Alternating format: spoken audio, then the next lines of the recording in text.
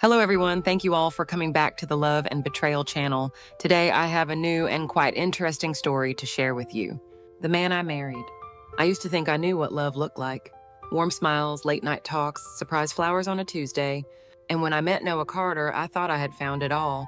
He was everything I had ever wanted. Smart, kind, gentle, the kind of man who noticed when I switched shampoos, the kind of man who held my hand during storms. He wasn't just perfect, he was precise. We met in the most cliche way possible, at a bookstore. He stood in the aisle holding the bell jar. I made a joke about how depressing it was. He laughed, and I swear, the world tilted a little. 3 months later, we were inseparable. 6 months in, he moved into my apartment.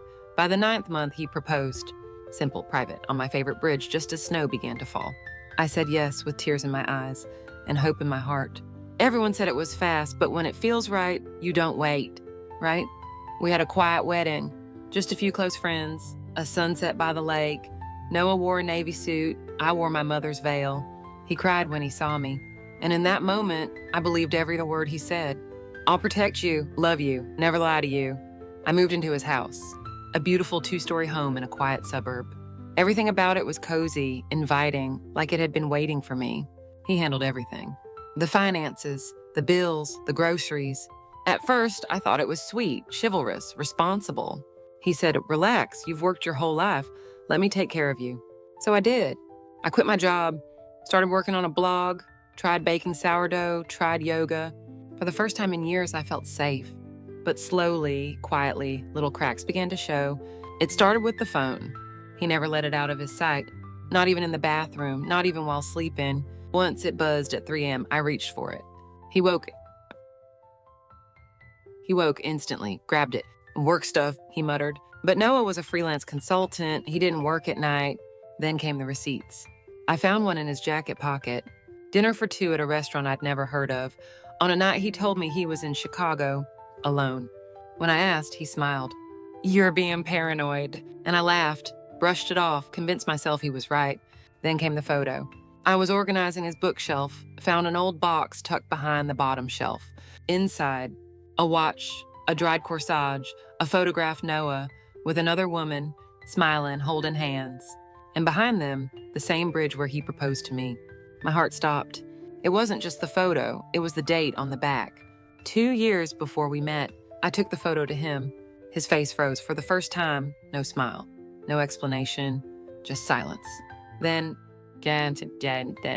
she's gone, she's not part of this anymore. He didn't say her name, didn't offer anything more. Just picked up the photo and burned it, right in front of me. That night I couldn't sleep, because no matter how I tried, I couldn't stop the thought creeping into my head. Who was she, and where was she now? The lies he told. The next morning, Noah acted like nothing happened. No questions, no explanations, no apologies. He made eggs, brought me coffee, kissed my forehead. Like he hadn't burned a photo of another woman in front of me the night before. And I played along. Because I had learned something far more dangerous than the truth. He was hiding something, and he didn't want me to know. So I smiled, laughed, let him think I was fine. But inside, I was unraveling. I started digging. While he was gone, I went through his things. Drawers, boxes, emails, nothing. Everything was too clean, too perfect, too organized. It was like he had erased an entire life. So I called his old college, the one he claimed to graduate from. They had no record of a Noah Carter. No degree, no enrollment. Nothing. I checked the consulting firm he said he worked with last year. It didn't exist. Not at the address, not in any directory. Gone, or maybe never real. I asked about his family. He always brushed it off. My parents passed away, only child, no relatives left. But no obituary, no family photos, not even an old voicemail. Just air, like he had materialized from nothing. One night, after he fell asleep, I unlocked his phone. He had changed the passcode, again. But I tried something stupid, something cliche. My birthday. It worked. Inside his messages, no flirty texts, no strange name. Just one thread and with a contact saved as A, and it was strange. Not romantic, not business. Just codes, dates, numbers. And one sentence that made my blood run cold. "House is clean, and then no trace left." I screenshotted it, sent it to myself, and deleted the message. But just as I was locking the phone, he turned in bed. Eyes open, watching me. "You shouldn't go through things that don't belong to you," he said, voice flat. My throat tightened. I wanted to ask, wanted to scream, but I just nodded. The next day, his tone changed. He brought home flowers, took me to dinner, talked about having kids. It was almost desperate, like he was trying to cover something or distract me, but it was too late. The seed was already planted, and I was no longer the woman who believed in fairy tales. I printed the photo, the one he burned. I had scanned it before showing him, something told me to. And now, I'd made and spent them saying, so I noticed something in the corner. A plaque with a name. Fairmont Inn Room 407. I searched it up. It was a boutique hotel 3 hours away. So I drove there, alone. The receptionist was hesitant until I showed her the photo. Her face paled. I remember him, that couple, and she paused. They stayed for weeks, but one day she just left. He said she moved overseas. Do you remember her name? I asked. She hesitated, then checked the system. It wasn't under his name, it was hers. She showed me the record. And when I saw it, my knees nearly gave out. The reservation was under Mrs. Noah Carter. A chill ran down my spine. Another Mrs. Carter? Before me? And she hadn't moved overseas. Because 2 days later, I found a news article about a woman, same name, same face from the photo, found dead. Cause unknown, case closed. No one ever told me about her, never mentioned he was married before, and now she was gone. I stared at the photo again, and I realized he didn't just lie. He erased her, the unforgivable truth. The woman in the photo had a name, Elena Carter. The same last name, the same smile he once gave me, and she was dead. Her obituary was brief, cold, empty. No details, no family listed, no funeral arrangements. Just a date and silence. I started digging. Court records, hospital reports, anything. And what I found was worse than nothing. It was intentional absence. Her medical records were sealed. Autopsy report, inconclusive. Death ruled natural causes. At 28 years old, healthy, I called a reporter who wrote about the case. She didn't say much until I mentioned Noah. Then everything changed. There was a pause on the line. Then she whispered, "You need to get out. He's not who you think he is." I asked her what she meant. She hung up. But I wasn't done. I found the detective assigned to the case, now retired, living 2 states away. I drove all night. When I showed up at his door, he recognized the photo instantly, and he told me what I was never supposed to know. Elena came to the station 2 weeks before she died, he said. She looked terrified, said she thought someone was watching her. Did she mention Noah? I asked. He nodded. She didn't say his name, but she said, "The man I married isn't the man I thought he was." I asked him why the case was closed. He stared at the floor. Orders came from above. The file was sealed. I was taken off it. And then she turned up dead in a bathtub. No bruises, no signs of force. But her eyes were wide open, like she saw it coming. My skin crawled. I asked him if he believed it was murder. He didn't answer. He didn't have to. Back at the hotel that night, I couldn't sleep. Not because I was afraid of Noah, but because I had lived in his house, slept beside him, loved him. And I was starting to wonder, was I next? I remembered the message in his phone.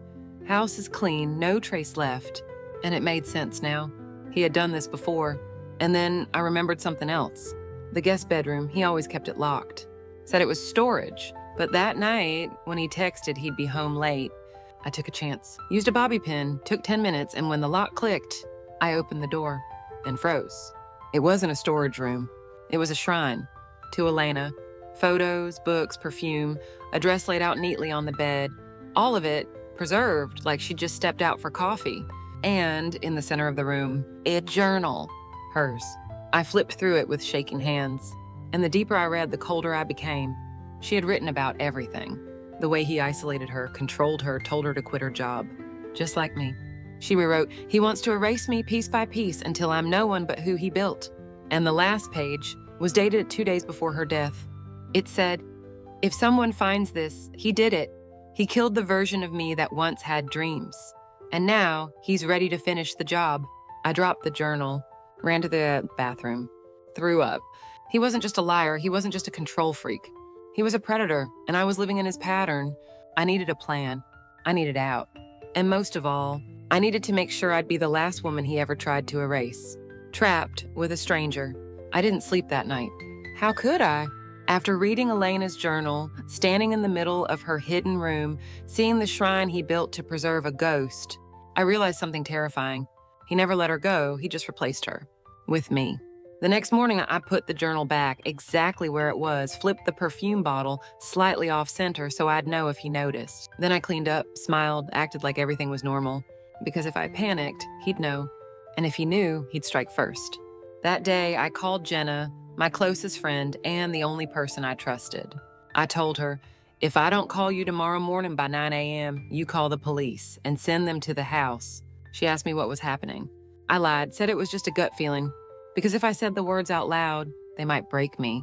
That night, Noah came home early with wine and my favorite takeout. He lit candles, turned on soft music, dipped them, said, "You've been stressed, let's just slow down tonight." I wanted to scream, to grab a knife and run. But instead, I sat down, ate a few bites, laughed when he made a joke, clinked my glass against his, and waited. He poured the wine, too eager, too smooth, and when I took a sip, I tasted it immediately. Something bitter. My vision blurred within minutes. The room tilted. My fork dropped it.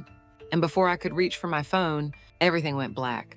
I woke up in our bedroom, tied to the bed, my arms restrained, my legs bound, a cloth over my mouth. And Noah sitting calmly in the corner. "You shouldn't have gone through my things," he said. His voice wasn't angry. It was calm, matter of fact, like he was disappointed, like I broke the rules. "I gave you everything," he continued. "A home, love, protection." He stood up, walked toward me. "You were perfect until you started asking questions, just like her, Elena." He crouched next to me, whispered, "But I'll fix this. We can start over. You'll forget everything, just like she did." He walked out of the room, locked the door, and for the next hour, I screamed behind the gag, pulled against the restraints, kicked, until my wrist bled and my vision dimmed again. But then, my phone buzzed. From under the bed. He forgot to take it. Jenna had texted, and texted, "You okay? It's 8:50. I twisted my body, slid sideways, bent my fingers. It took everything in me, but I got the phone. Typed, "Call police, he's not who he says he is." And press send. 2 minutes later, Noah came back, holding something behind his back. "A syringe," he smiled. "This'll help you sleep. We'll talk more when you're calm." But before he could touch me, sirens outside. Flashlights, voice, shouts. Noah froze. I looked him in the eye and saw something I'd never seen before. Fear. He ran downstairs through the kitchen. But the police were already in, guns raised, yelling. He tried to jump the back fence, didn't make it. Tackled, pinned. Screaming, "You don't understand, she needed me." And just like that, it was over. They found Elena's files, the shrine, the tracking devices he'd used, the drugs, the journal. It was enough to bury him, forever. At the hospital, they treated my wrists, checked my blood, and held my hand as I told the detective everything. 2 days later, I returned home, alone. The house felt like a crime scene, because it was. But I walked to that room, Elena's room, and lit a candle. "For you," I whispered. "For me. For all the women who never got away." I did, and now I will never let him take another. The trial. The courtroom felt colder than I expected, not because of the air conditioning, but because he was there, just feet away from me. The man I once called my husband, my protector, my forever. Now behind a defense table in handcuffs, expressionless. As if none of it mattered, as if I had imagined it all. The prosecutor began calmly, laying out every detail. They started with me, then Elena, then the 2 restraining orders filed before her. The jury squirmed, some gasped. One woman clutched her purse as if her own memories were surfacing.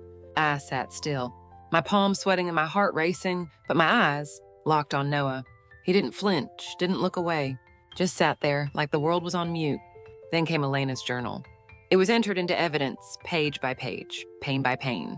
Words that mirrored my own experience, down to the smallest control, the smallest manipulation. I felt sick hearing her voice read out loud, because for the first time, the world heard what I'd felt in silence. Then it was my turn. They called me to the stand, swore me in, asked me to begin. My throat closed, my hands trembled. But I looked up, man, and saw Jenna in the back row, tears in her eyes, and I found the strength. I told them everything. How he isolated me, how he monitored me, how he looked at me like I was something to build, then destroy. I told them about the locked room, the shrine to Elena, the night he drugged me. I spoke for 27 minutes. The room was silent. No typing, no scribbles, not even coughs. Just eyes, watching me, believing me. Finally, after I stepped down, I passed Noah. He leaned forward just slightly and whispered, "I loved you. You ruined everything." I didn't stop, didn't blink, because what he called love was control wrapped in a lie. That night, the news was everywhere. Dark secrets of a perfect husband. The trial of Noah Carter begins. My photo, my voice, my face. Out there. I stood by my window that night watching the rain, and I realized the trial wasn't just his, it was mine. And for the first time, I was winning, the final revelation. The verdict was only days away, but the courtroom buzzed with something colder than fear, uncertainty. Even with all the evidence, with the journal, my testimony, Sarah's appearance, there was still one thing left unresolved. What really happened to Elena Carter? Because despite everything, Noah still claimed he didn't kill her. He admitted to manipulation, gaslighting, controlling behavior. But murder? He denied it again and again. It gnawed at me, like a splinter in the back of my mind. Because if he was capable of all that, why stop there? And if he didn't kill her, who did? That night, Jenna stayed with me. Neither of us slept. We drank wine in silence. And then sometime after midnight, she said something that made my blood turn to ice. You know, you never found Elena's body, just the report, just the photo. What if she's not dead? It sounded crazy. But the more I thought about it, the more I realized she was right. There had never been a funeral, never a confirmed coroner's photo, no witnesses. Just a newspaper clipping from a suspicious local site with no author, no follow-up. I ran to my laptop, started digging again. I pulled up the article, and this time I reverse image searched the photo. My stomach dropped. The image, stock photo. From a grief website, it was fake. The obituary was fake. So I did something insane. I went back to the hotel where Noah and Elena once stayed, the Fairmont Inn. The woman at the desk was different this time. But when I showed the old photo, she frowned. I remember her. And him, they left together, but she came back a week later, alone. "What happened?" said I asked. She shrugged.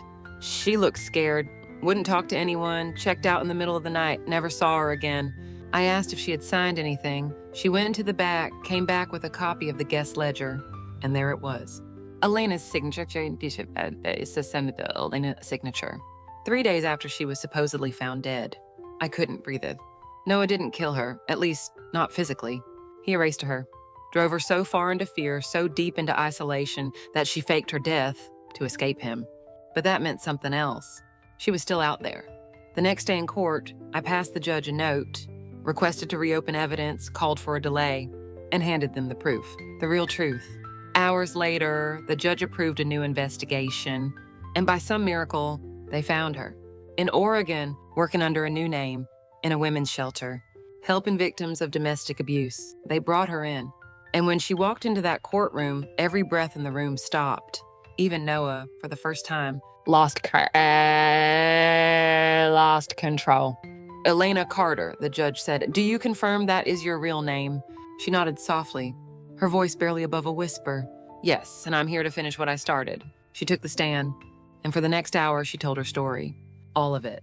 How he broke her down, rebuilt her, isolated her, until the only way out was death.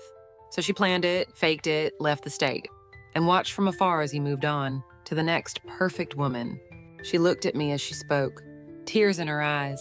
"I'm sorry I didn't come forward sooner, but I was afraid he'd find me, afraid he'd do to someone else what he did to me." I reached for her hand, held it tight, and for the first time, we weren't two victims. We were survivors. The final verdict came 2 days later. Guilty, life in prison, no parole, no appeals. I didn't attend sentencing, didn't want to hear his voice ever again. Instead, I went back to Fairmont Inn, alone. I stood on the bridge where he had once proposed, where I had once believed love was real. I dropped the wedding ring into the water, watched it sink, and with it, let go of the woman I used to be. Months later, I started a support group. Elena joined me. So did Sarah. And more women, one by one, each with a story that started like a dream and nearly ended like a nightmare. We gave them hope, and most importantly, we gave them each other. I never found love again, but I found something better. Peace, truth, and a voice I would never let anyone silence again. The end.